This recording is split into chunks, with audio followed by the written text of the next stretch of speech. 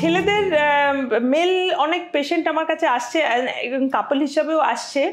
একটা অদ্ভুত এখন একটা হয়তো এটা মানে আধুনিক জীবনের একটা অ্যাংজাইটি, স্ট্রেস সবার এত কমন এখন ফ্যাক্টর। সবাই বলে আমরা স্ট্রেসড আছি, কাজের স্ট্রেস আছে, বাচ্চা না হওয়ার স্ট্রেস আছে, এবং সেইটার জন্য মানে আরও নিজেদের স্ট্রেসের মধ্যে ফেলছে লোকে।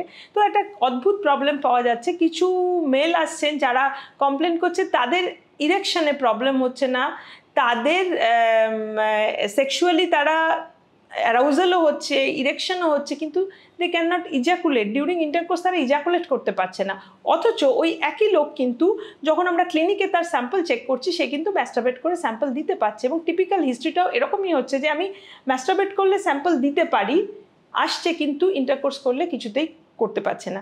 তো এটাতে এই ফান্ডামেন্টাল প্রবলেমটাতে আমি যেটা বোঝাতে চাইছি, এটা আমি পেশেন্টকেও একই কথা বোঝাই যে এই প্রবলেমটা কিন্তু কোনো ফিজিক্যাল প্রবলেম না। তাই আমি যদি বিভিন্ন কিছু হরমোন যা কিছু টেস্ট করব তার কিন্তু বেশিরভাগ ক্ষেত্রে নর্মালি লাগবে। এটা নিজেই যদি শোনো তো বোঝা যাচ্ছে this is a functional problem. হ্যাঁ, এবার স্ট্রেস, তো স্ট্রেসটা সবসময় দেখো, আমি বলি যে হয়তো সেক্সটা তুমি তখন রিল্যাক্স করার জিনিস। ডু নট থিঙ্ক যে আমি ইন্টারকোর্স করছি বিকজ ওয়াইফকে প্রেগনেন্ট করতে হবে। এইটা যে মুহূর্তে চলে আসছে তখন নিজের উপরে আরও একটা বড় মানে ক্রিয়েট করছো যে হ্যাঁ এটার জন্য এটা। কিন্তু মানে ম্যারেজ এক নম্বর কথা, অফকোর্স প্রেগনেন্সি প্রক্রিয়েট করা আমাদের প্রজনীর জন্য দরকার, কিন্তু ম্যারেজ এই ইনস্টিটিউশনটা সবসময় তো প্রেগনেন্সির জন্য না, ঠিক আছে? তেমনি ইন্টারকোর্স করলে প্রেগনেন্সি হতেই হবে তাই জন্য আমি এত নম্বর দিনে ইন্টারকোর্স করতে হবে, দিস ইজ ব্যাড।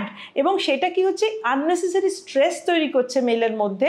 তো তখন আর একবার যখন সে ইন্টারকোর্স করার সময় এই ফেলিওর হলো, তো তারপর দেখা যাচ্ছে যেটা রিকারেন্স হচ্ছে, কারণ প্রত্যেকবারই তার মধ্যে ওইটা চলে আসছে যে আমি বোধহয় পারবো না ইজাকুলেট করতে, এবং অফকোর্স সে পারছে না। কিন্তু ব্যাপারটা হচ্ছে অনেকটা সাইকোলজিক্যাল, ঠিক আছে? এটাতে তার পার্টনারেরও একটা রোল আছে তাকে বোঝানোর জন্য। এবং আমি সবসময় রিঅ্যাসিওর করতে চাই যে দেখো, তোমার প্রেগনেন্সি আমরা বানিয়ে দিতে পারি অনেক ওয়ে আছে, ঠিক আছে? বাট তোমার সেক্সুয়াল লাইফটাকে এরকমভাবে স্ট্রেসফুল করে ফেলো না।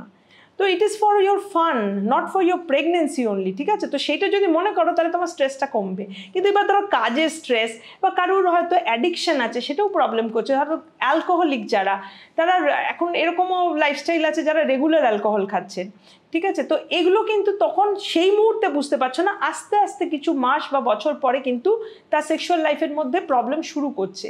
তো অ্যাজ এ রেজাল্ট কী হচ্ছে, প্রেগনেন্সি আসছে না, ওয়াইফও খুশি হচ্ছে না, তো একটা কমপ্লেক্স প্রবলেম, এবং সেটা একটা ভিশাস সাইকেল। আরও ওর খারাপ লাগছে এবং ওর আরও গ্র্যাজুয়ালি জিনিসটা ডিটোরিয়েট করছে।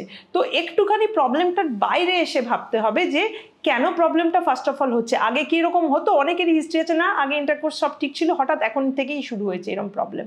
তো তাদের এটা রিঅ্যাসিওর করা it is a functional problem, সেটার মানে সলিউশনটা কিন্তু ওরই হাতে আছে, তার নিজের হাতে আছে, বাট তাকে বুঝতে হবে।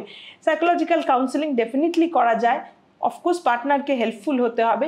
এছাড়া যদি কারোর এরকম কোনো হেলথ রিলেটেড ফ্যাক্টর থাকে, যেমন তার মধ্যে এক নম্বর হচ্ছে অ্যাডিকশন অ্যান্ড লাইফস্টাইল, অনেক লেট নাইট করা, রেগুলার পার্টি করা বা ড্রিঙ্ক করা বা কোনো রিক্রিয়েশনাল ড্রাগ নেওয়া, এগুলো কিন্তু পরবর্তীকালে এই ইফেক্ট আনতে পারে। কিন্তু এগেন সলিউশন আছে, তোমাকে এক পা পিছিয়ে এসে সেটা দেখতে হবে কোথায় প্রবলেম হচ্ছে তোমার লাইফের, কোন জায়গাটা তোমার নিজেই বোঝা যায় যে এই জায়গাটা ঠিক না। তো সেইটাকে যদি কেউ চেঞ্জ করে তো অফকোর্স এটাতে ইমপ্রুভমেন্টের চান্স খুব ভালো। কিন্তু প্রেগনেন্সির জন্য আমরা একটা ম্যাস্টারবেটেড স্যাম্পল যেই আমরা পাচ্ছি সেখান থেকে আমরা আইইউআই, আইভিএফ বিভিন্ন ট্রিটমেন্ট করতে পারি। অর্থাৎ প্রেগনেন্সি হচ্ছে না বলে আমার আরও এই যে স্ট্রেস হচ্ছে, এই কথাটা মাথা থেকে বার করতে হবে যে প্রেগনেন্সির হাজারো একটা উপায় আছে, আমরা নিশ্চয়ই করতে পারবো, কিন্তু sex is not for pregnancy only, এইটা মাথায় রেখে এনজয় ইয়োর লাইফ।